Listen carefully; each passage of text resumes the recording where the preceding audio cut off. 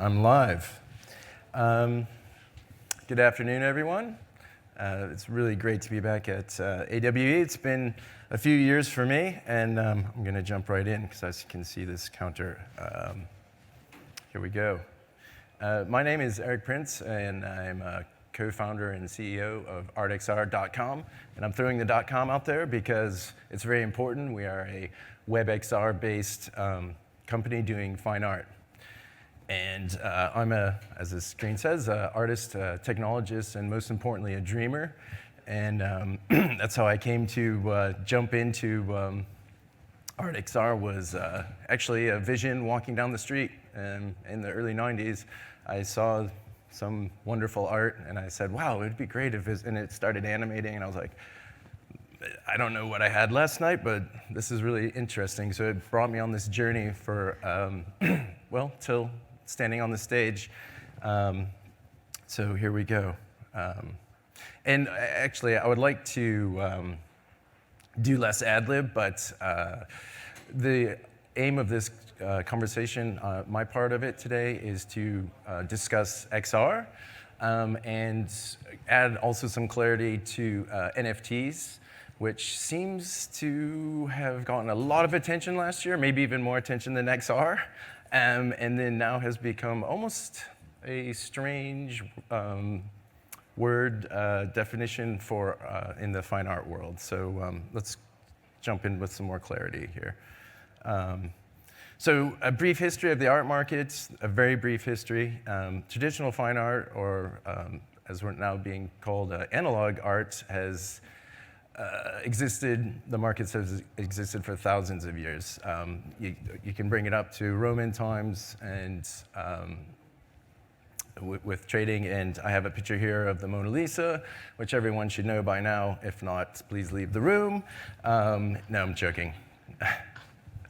But with the Mona Lisa, of course, as an analog, beautiful piece, and the reason we have this is to show that, and up until pretty much the 21st century and around the 1950s, when digital art started being introduced,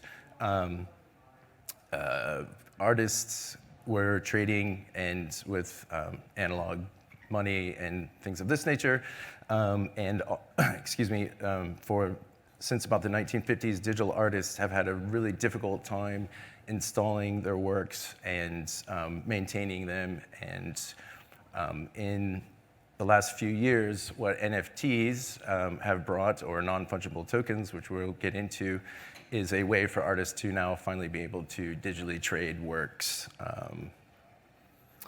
So NFTs and fine art. Smart contracts, I really prefer.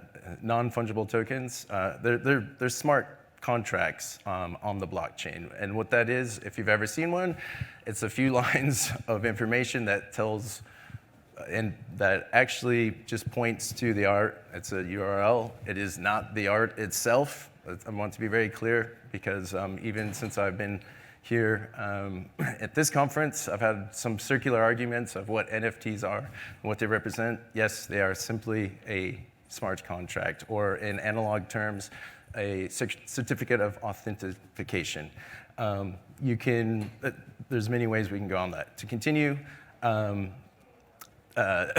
they can be decentralized. They can also be centralized, as we've learned with systems. And I want to say, I'm going to read a definition of what Ipfs is, and it's an interplanetary file system, and it's a protocol and peer-to-peer network for storing and sharing data in a distributed file system.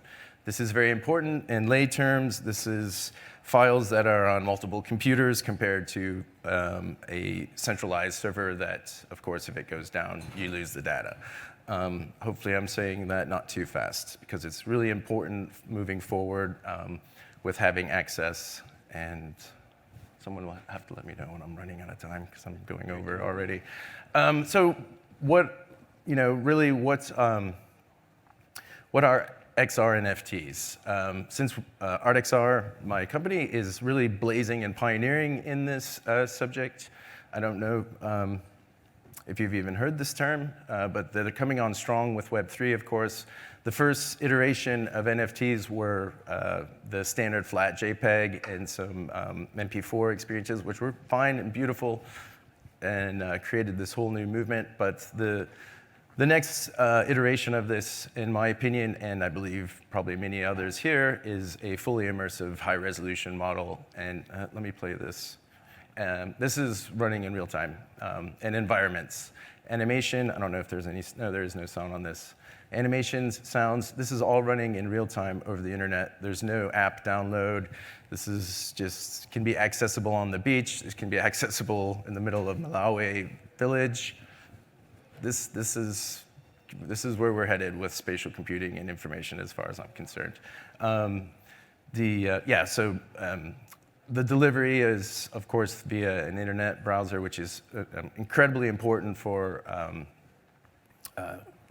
accessibility, and of course it runs everywhere, PC, phone, and of course the elusive XR headset that we're all waiting for, that everyone walks around and wears, is the future roadmap for the target goal there.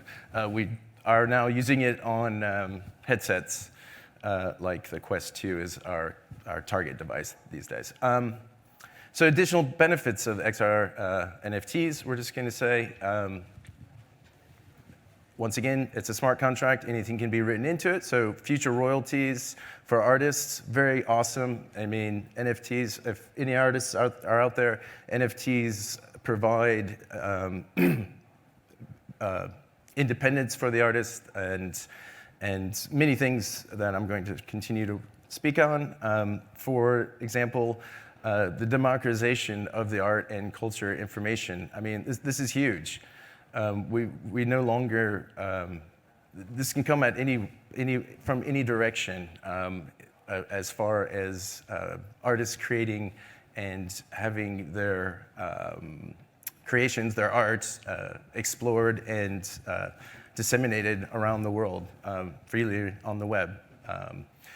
On the education part, I mean, I'm huge on the education of, well, this sounds pretentious, but humanity. And I think in the information age, this is where we're headed with free information, spatial information. We're all talking about it all week, and this is where we're going. So I'm going to keep going. And peer-to-peer trades break down hierarchies, which I own a gallery in Copenhagen, so I should know about hierarchies and keeping people out of places if you don't want them. I think those barriers should definitely be broken down, especially when it comes to creation and art. It should be stimulated and freely. So this is a XR NFT that's playing in the background. This is, once again, the kind of fidelity we're getting off of the internet right now, straight up, no app, no Unity, no Unreal. Of course, we can use those wonderful platforms, but this is on a different platform. But just to show you the kind of fidelity we're getting now with this, of course, as 5G comes on and these tools get more accessible, we'll just be reaching more hyper realism. I think I'm running over now. I am. So benefits about ArtXR, I just want to say real quick with use green blockchain, everything somehow Ethereum, well, I know how because it was one of the first, but we really want to be pushing the green blockchain. It's very important. And for the emissions, and I'm just going to keep moving. If you saw the diagram earlier, had NFTs in the middle and some artists and museums and some curators and collectors at the bottom. So benefits for museums, we had a great museum panel earlier, so I'm going to go really fast on this. Someone has to tell me about the time. I don't wear a watch. You're good. You're good. We're still good? Yeah. Okay, so you know, museums, we can have them anywhere now, just as as we're speaking. A big one for us, what we're doing with it is going in after COVID, a lot of museums lost money, and so we're going in and instead of collections having to deaccession their works, we're going in and making digital twins so people can actually purchase a digital twin of well, I don't know if anyone's done the Mona Lisa yet, but since we had that earlier, something like a Mona Lisa. This is great. It's great for archiving the museum. It's great for access to information, all the things we were discussing earlier, and it's great for raising money for museums so they don't have to deaccession their works from their original master collections. Ticketed sales, for example, metaverse experiences where you go in and experience a gallery. There's many benefits for using this. So to wrap up, I'm just going to say that it's a lasting medium. I truly think that to preserve the human legacy, as we go into new planetary settlements, hey, Elon's doing it, so here we go. To really go there, physical art objects and things and artifacts, they're not going to make it off this planet. So as we do become, interplanetary and further out, it will all be digital media, of course. And so I find it really responsible now for all of us to really start moving forward and using these new mediums and archiving, as I put here, preserving a human legacy for millennia. And I truly believe in it. And hopefully, there has been some clarification, a little more clarification on the conversation of NFTs, and more importantly, some inspiration on using XR as a new medium for the arts. And I will now turn over the microphone to Christy. Thank you. Thank you. All right.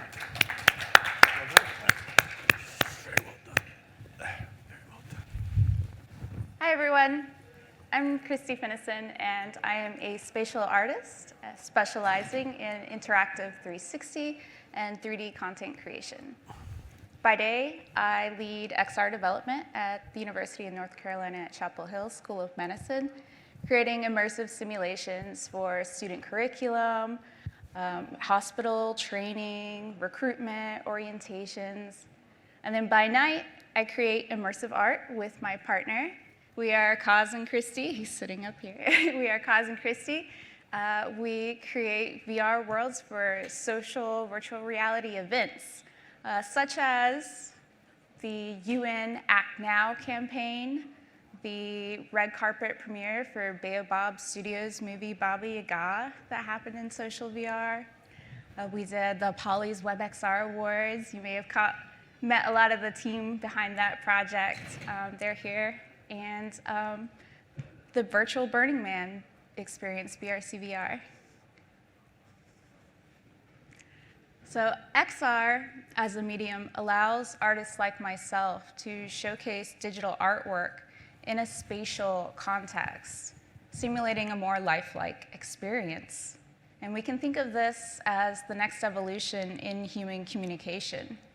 We started sharing stories around the campfire, and then those stories were widely spread through the written text. Radio broadcasting made them instantaneous, and then the television made them more immersive. Suddenly, we were all globally connected by the internet, and now we're becoming further immersed through the metaverse.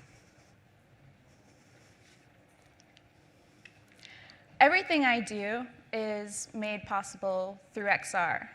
And I'd like to take the next few minutes to share some insights I've gleaned over the past few years and the past projects that we've been working on, looking specifically at how principles of narrative transport, immersion, agency through interaction, and gamification work together to engage audiences and drive real-world change.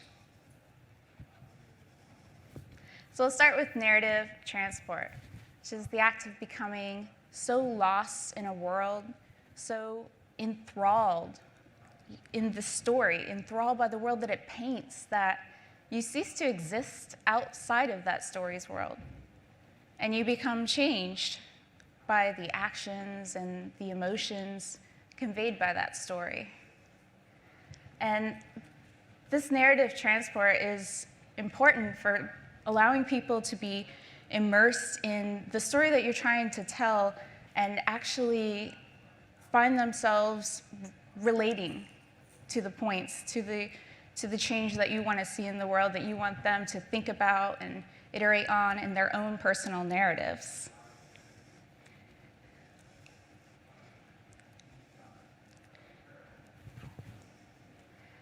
So, research has shown that when we experience stories, we cognitively process them differently than we do non-narrative information. This access to a story allows us to have greater cognitive elaboration on the ideas that we've been introduced to.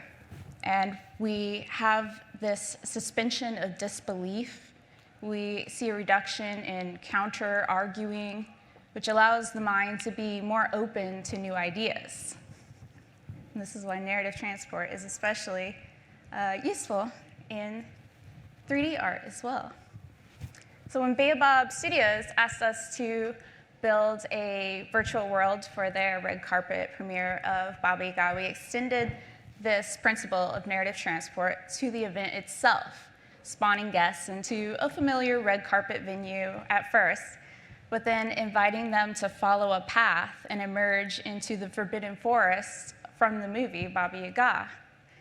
And by doing so, by taking this creative approach to a red carpet premiere, we not only allowed the audience to engage with the narrative elements of the movie, but to explore this shared reality together. They could explore the forest with one another. They could see the art from the movie. They could pick up props, movie props, and play together, and create this experience that they could call their own and take home with them. And a lot of them wanted to watch the movie afterwards, and we actually heard from a lot of folks that they engaged with the movie and learned about, they got to extend what they accessed in the premiere, which was touching with the moral of the story, our human connection with the natural world. I highly recommend checking out Baba Yaga if you have a headset. It was a really good movie. So when people are immersed in an experience, they experience presence. And this sense of presence allows the memories that they form to become places visited rather than images seen. This principle of presence was especially important in our work on the United Nations Act Now campaign. We built digital twins of UNESCO World Heritage Sites to provide learning opportunities for people to learn about these sites as well as the Sustainable Development Goals. So far, we've had 2 events. You can see a picture from each one here. In the Al Wasl Dome in Dubai, you see the lovely projection mapping, which this is a real world installation in Dubai that we recreated in VR for people to access. And Uluru, formerly known as Ayers Rock, and then returned to its original Aboriginal name, Uluru, in Australia. And throughout these events, we noticed that guests were so immersed in the experience that as we walked around, we actually heard very engaged discussions, rich conversations about real-world issues. So people weren't in there just playing around. Like, they were actually engaging with the topics. And we had a learning hub and art in the world that they could engage with and learn about the sustainable development goals. And actually seeing those conversations happen in real time with people from across the world was amazing. But of course, it didn't hurt that they had boomerangs and didgeridoos to play with too. In the Uluru world, guests could pick up a didgeridoo and play it for someone, which is a natural icebreaker. And this helped inspire people to not just explore the world and engage with the world, but to engage with each other. Our experiences become especially compelling when we can make something happen in a dynamic, responsive world. And this agency of making something happen, that invites a sense of play. And it's through play that we start to bring our experiences that we have into our own personal narratives for a stronger memory of the experience.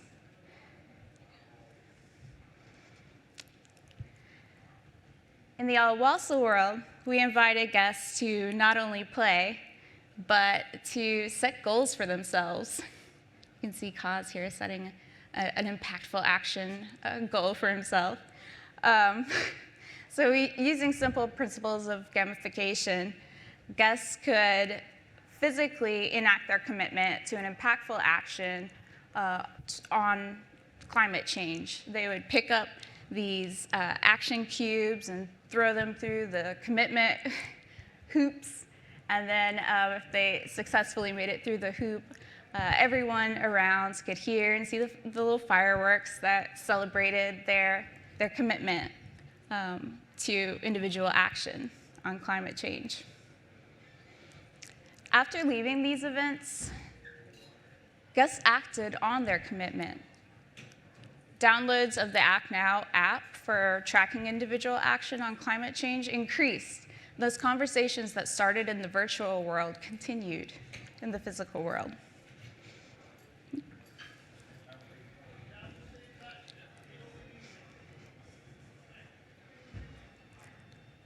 XR allows us to transform audiences from that of a passive viewer to an active participant. They can now step into the imagination of the artist and experience a true sense of presence with the artist's work. They have the agency to move, to poke their nose into the crevices, and see all facets of the artwork itself. And these type of experiences happen naturally in our everyday physical spatial reality.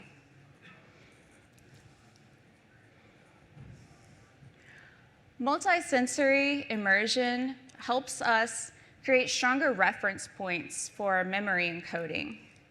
And this increases our likelihood of cognitive elaboration as you combine, you take this existing knowledge that you have, your current knowledge, and you associate it with these new ideas that you've experienced, with your interpretations of the art that you have experienced. And having this cognitive elaboration after the experience can increase the viewers, your active participants' bond with the artist's work. And now, XR improves accessibility to that art, so that regardless of your place in time and space, whether halfway across the world or 500 years into the future, you can have presence with an artist's work. And as artists, we can now access what was once only available in our imagination in a spatial way. And it doesn't hurt that we don't have to pay attention to the laws of physics. Thank you. I will now pass to Bill.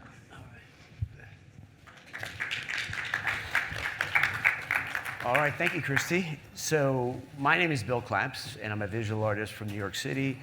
And I'm going to take some of what Christy's talked about. 5 more minutes? Okay.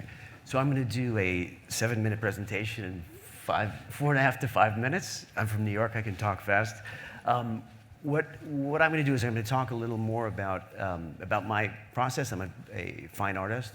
And I'm going to do a video clip that talks about my process, and then I'm going to talk about how I've taken my current practice and I'm bringing it to a more 3D and interactive medium using ArtXR. So I'm working with Eric and his team, and I'm going to show a video, and then I talk about how I'm taking that and bringing it to the next level.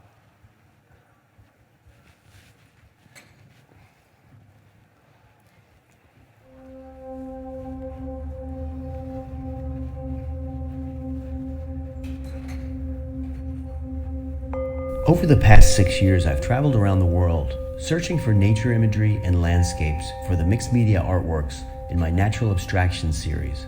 which capture the spirit of classical Chinese painting and Japanese woodblock prints, using contemporary materials and processes.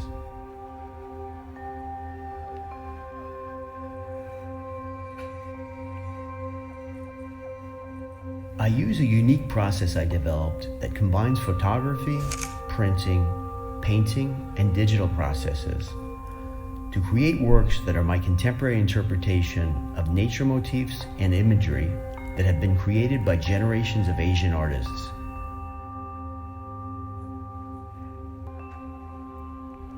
I've been very much influenced by traditional Chinese landscape painting and the Asian aesthetic and sense of space.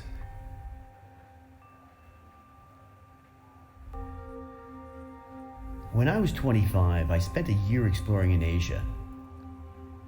In China, I climbed the Buddhist holy mountain of Emishan and visited Shaolin Monastery, the birthplace of Kung Fu. I really felt something special in these mountains, and the experience made a huge impression on me.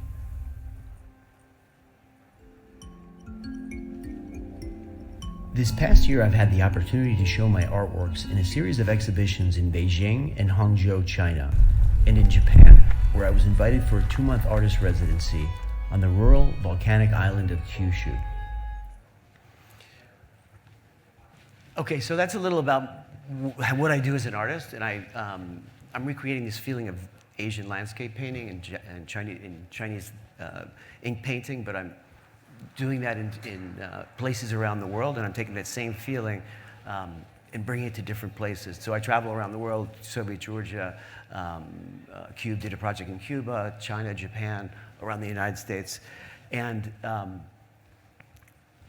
what I'm doing is part of the way I've been successful is that this idea of narrative transport. People like to follow my story. It's all about a story and about, I bring people to a different place, and this is a great medium to do that in. Traditional medium for this series is traditional brush and ink that Asian artists have used for many millennia. Recently, I've taken that as a contemporary artist. I've tried to recreate that with photography, printing, and this gold foil process I developed. Going forward, working with WebXR, I'm taking it to another level with digital XR, and I'm using digital technologies to immerse the viewer in this feeling so they can come with me to the Huangshan Mountains in China, or to Cuba, or to Soviet Georgia, and all these other places.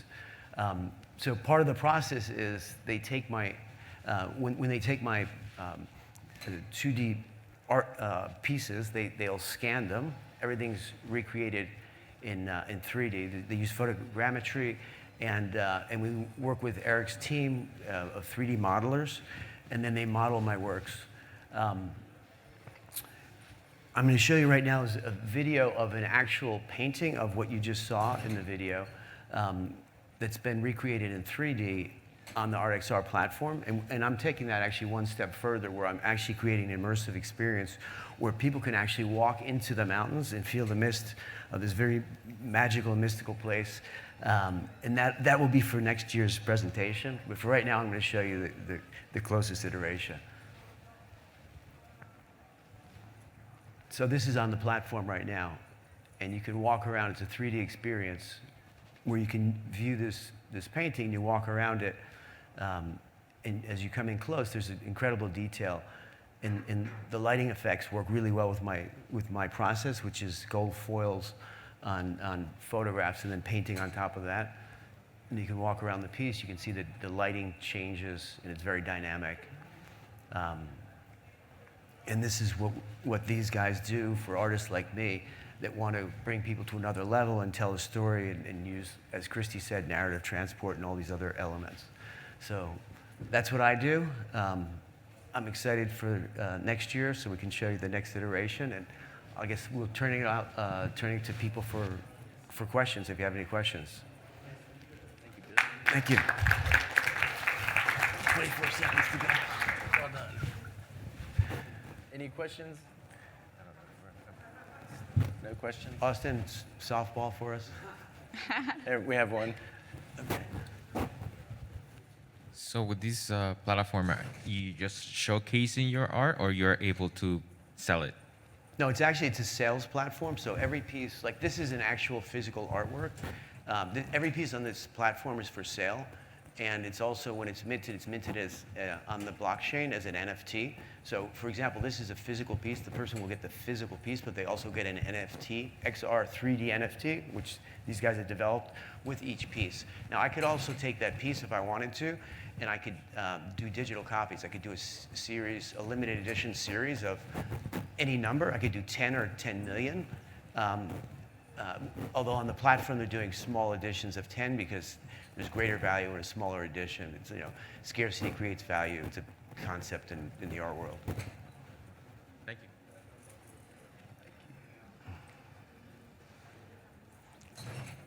Yeah.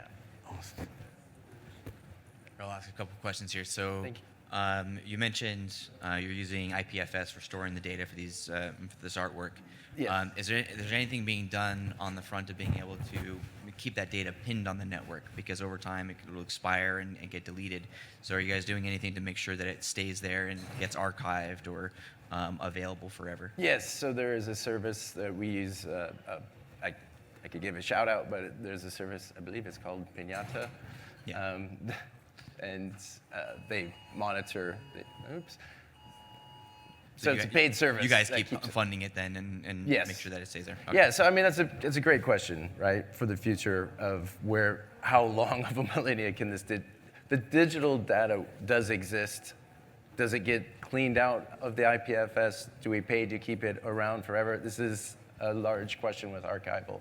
Okay. So That's a whole panel. that's a whole panel. But no, it's a great question, and it's one that we pay right now service to keep going and keep up. And also, to be completely fair, you can download the arts onto a local server, but then of course no longer it is decentralized. Right. Yeah. So- Right.